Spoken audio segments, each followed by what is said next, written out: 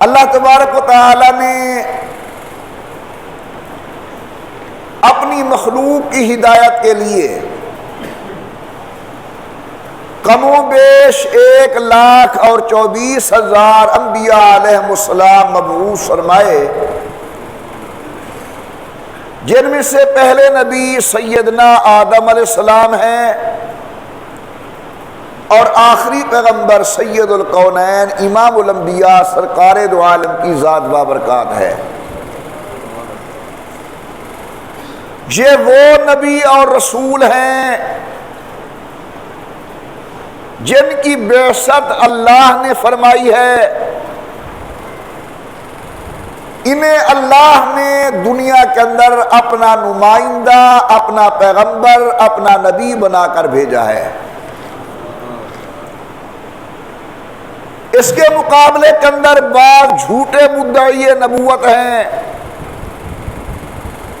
مسیلمہ کذاب، اسود عنسی،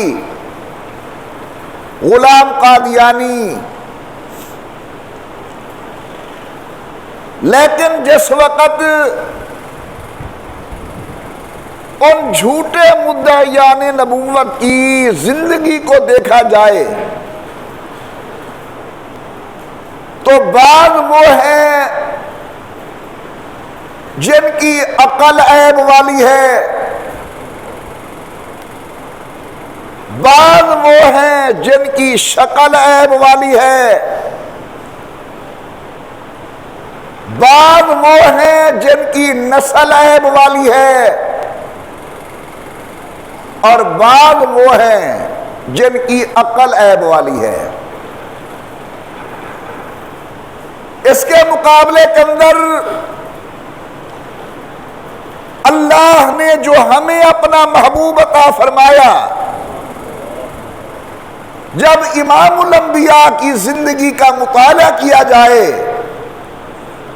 تو یہ بات کھل کے سامنے آتی ہے کہ امام الانبیاء سرکار دو عالم کی نسل بے عیب،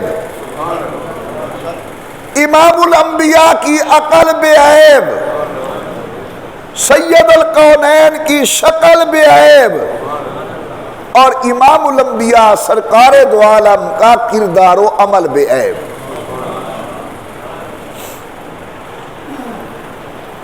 حضور خود فرماتے ہیں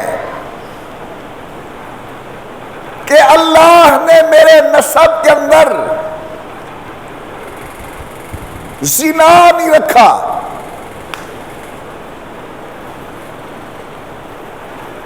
جامعہ الازہر مصر سے کتاب شائع ہوئی ہے، السیرۃ النبویہ۔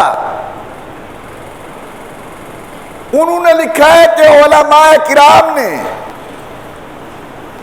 رسول اللہ کی 700 ماہ ان کے کردار، کریکٹر اور زندگی کے اوپر ریسرچ کی ہے۔